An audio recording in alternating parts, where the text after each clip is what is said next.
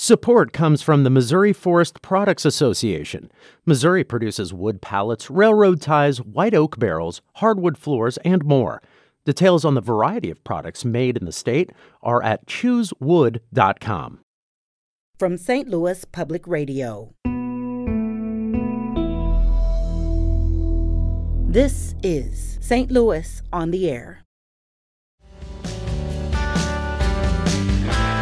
And what this frame does is it pulls the mask away from your lips and your nostrils, but still keeps the seal around your face. And there's just nothing like a live performance. It doesn't matter how good the recording is. And we don't normally perform with instruments, but this season, thinking about how we've all had to pull together and help one another, I just thought, let's do something different. I'm Sarah Fenske.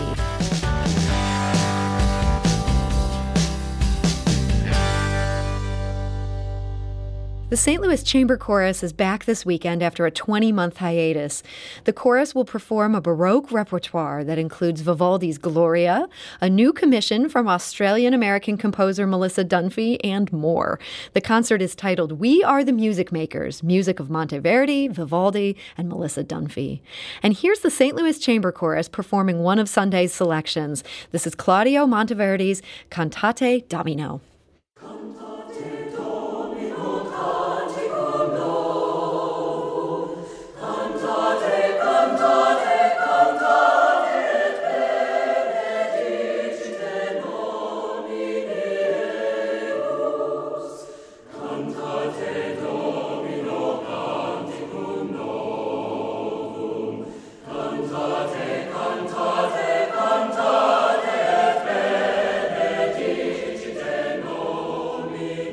And that is the St. Louis Chamber Chorus's 2015 recording of Cantate Domino, part of its concert this Sunday. And here to give us a preview is Philip Barnes, the artistic director of the St. Louis Chamber Chorus. Philip, welcome back. Thank you, Sarah. Such a delight to be back in person in so many ways. Yes, you're back in person. You're back in person here. You'll be back in person Sunday. Does it feel like a long time since the chorus has been able to perform? It really does. I mean, it's a very scary amount of time. I can't imagine anything like this. I wrote in some note to some people that, even in the Black Death, people kept singing.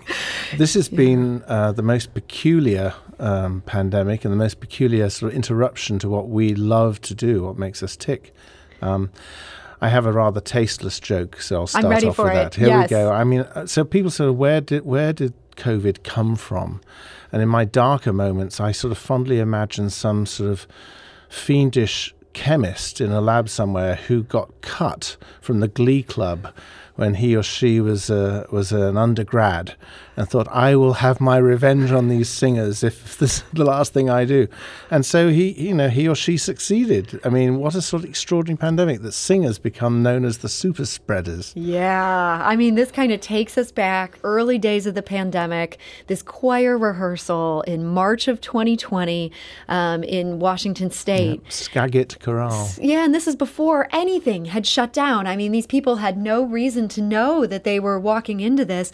This ended up becoming a deadly choir rehearsal. I mean, how much has that been on your mind as you've been trying to figure out when do we come back? Well, I can't believe that there isn't a director out there who thinks about that. Yeah. And in fact, some people I think have just given up. They can't face the thought. Were you tempted to just give up? I just didn't think that deeply about it. I just kept thinking about what's the next month, the next month, the next month. But I can understand people sort of saying, that's it, I'm done. Yeah. But I mean, I love to sing and I love to encourage people to sing. And it seemed that we have to sort of work our way through that somehow. And technology and more information would help us. And that, of course, is what has happened. So with immense amounts of research. And we know so much more now, actually, about what happens in a rehearsal with singers, where the particles go, if you will, the spray goes, and how you can mitigate against that. And so hopefully we have learned all those lessons, and we've started very, very deliberately but very cautiously with lots of protocols. And our venue, which is Washington University, of course, they have their own protocols as well. Mm-hmm. And there are other artistic organizations in the city, and they have developed this. So the idea is that we can get people making music and appreciating music, listening to music, but safely. And there's just nothing like a live performance. It doesn't matter how good the recording is. It's just never going to replace the thrill of hearing the music come alive before your very ears, as it were. And so can you do that? We're having this Delta variant. You have this chorus. How far apart are you keeping people? How are you letting them sing? Yeah. Well, they are somewhat spread, not very much, because really the thing that matters so much is the vaccination. So what we did was we said to all our members, we're going to invite everybody back to sing on the condition that they've been fully vaccinated and they've had the period of time, after the second shot. Yeah, exactly. And so that's the first thing. So that unfortunately does knock out a few people with autoimmune disorders. Now that we're catching up with that as well. We're now developing vaccines for those folks as well. But at the moment, everybody that's performing has been fully vaccinated. And then also we moved our rehearsal space to a much bigger venue, and we're very lucky. We've entered into an artistic relationship with Ursuline Academy, which is brand new for us, brand new for them. And I don't know if people are aware of that beautiful campus, but it's got a wonderful new music room, which is quite big, with a very high ceiling, which of course is important. And then it has a lovely chapel. So what we're able to do is to split our rehearsals between these two spaces, because the CDC recommends that you don't spend more than 90 minutes in any one venue. So to begin with, I was thinking I'm only going to have 90-minute rehearsals.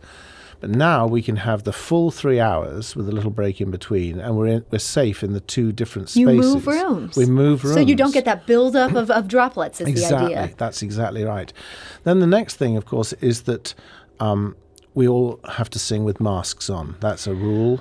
So I feel like there's a lot of people in Missouri and Illinois who would say, that is impossible. I must file a lawsuit. Well, dear listener, I have brought to show Sarah in the studio this extraordinary clever device. You know, one of the wonderful things about capitalism is it always rises to the challenge. It finds a way. If there's a market, they'll find it.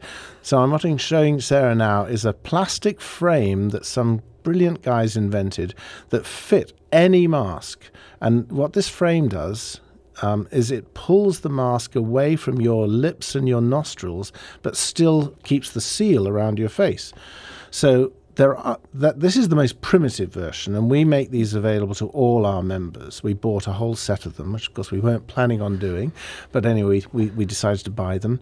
And then some people also have invested in their own singer's masks, which are just a much more ramped up version of this. But the idea is that you can sing and not feel as if you're smothering yourself. And does it affect the sound that's coming out that the listener hears? Yeah. Well, congratulations on being the 1,000th person to ask me that. I have to ask the obvious questions too. It's fine. Well, actually, we remember with such fondness dear Sarah Bryan Miller, the departed critic of the Post, and the one thing that Brian Miller used to always sort of say to me is, you be careful about those screechy sopranos.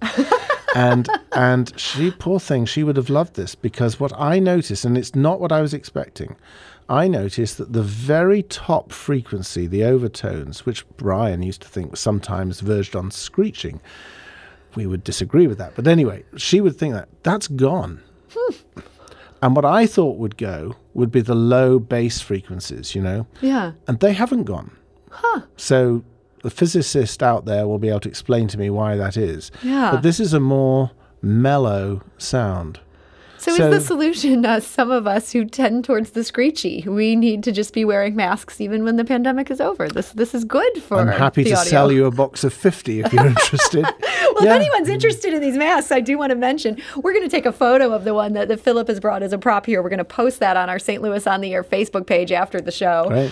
So and this is no prop. This is mine. Yeah, I shouldn't say, this is no prop. It is an exhibit, as they would say in the court. Yep. But look, I mean, you mentioned Sarah Bryan Miller, who I know was just such a booster of your work, such a fan of your work, even though she was also a critic. Yeah.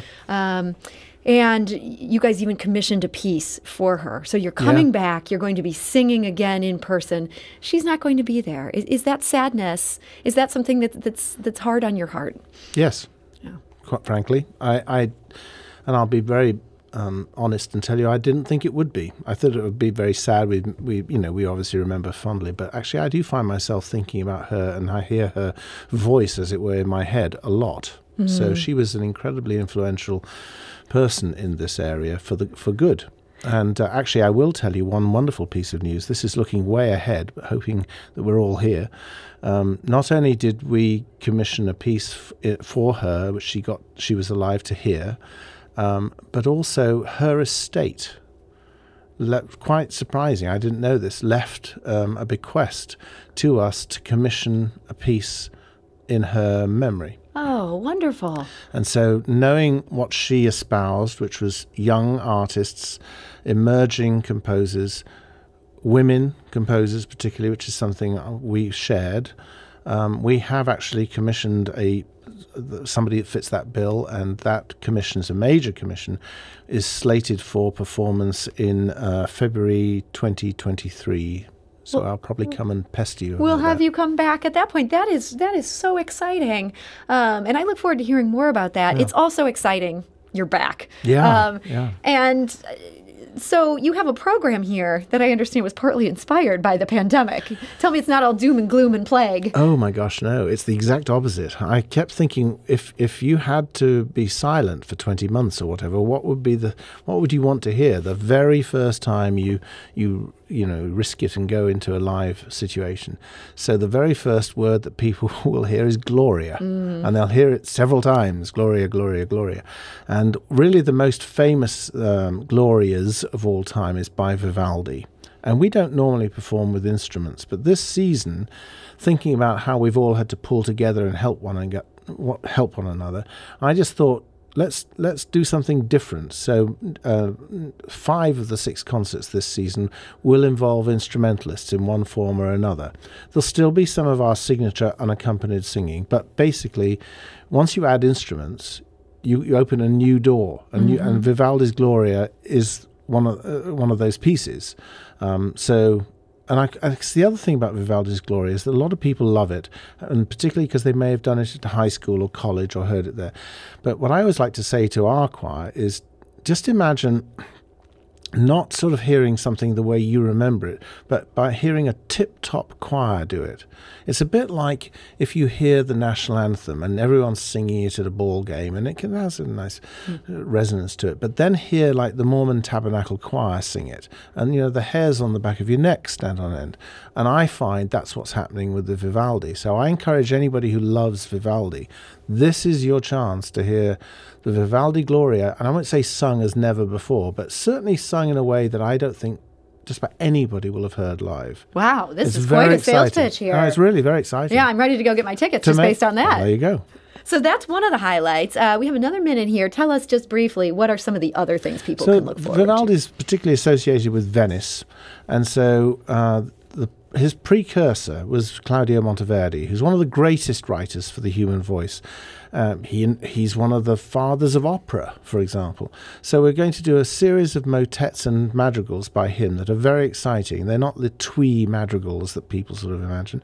And then finally, we'll have this new piece from our former composer in residence, somebody who's gone on to great glory, or Gloria, is... There's a theme here. Yeah, Melissa Dunphy. And I said to Melissa, I want you to write us a piece that is, again, not like anything else we've had before. I need it to be immediately appealing and engaging. I need it to be melodic. I need it to be rich and warm. And I found this poem that I knew because I'd sung these words by Elgar when I used to live in England. We are the music makers and we are the dreamers of dreams. And I thought, well, gosh, if any words sum up what we're about, that's it. Mm-hmm. So I gave her those words and I said, here you go, write this for choir and piano this time.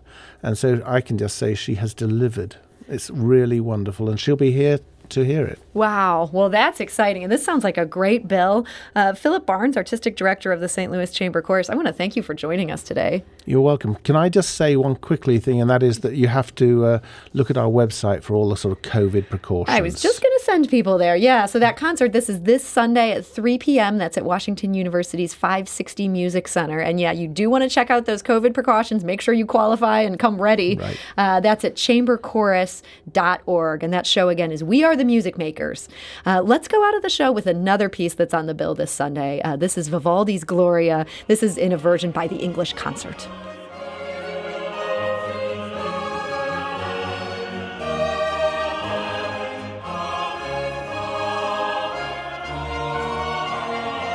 This episode was produced by Alex Hoyer, with audio engineering by Aaron Dorr and production assistance from Jane Mather Glass. It was mixed and edited by Aaron. St. Louis on the Air is a production of St. Louis Public Radio. Understanding starts here.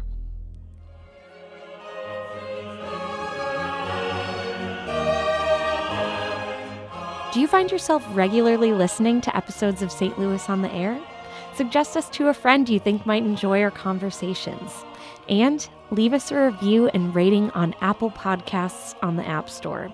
It's the simplest way to help people discover our show. Thanks. St. Louis Public Radio is a member-supported service of the University of Missouri, St. Louis.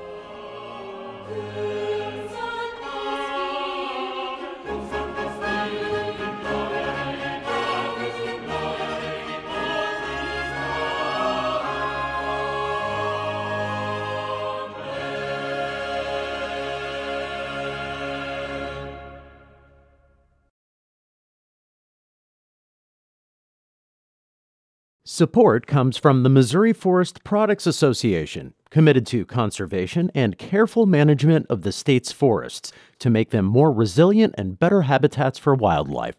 ChooseWood.com.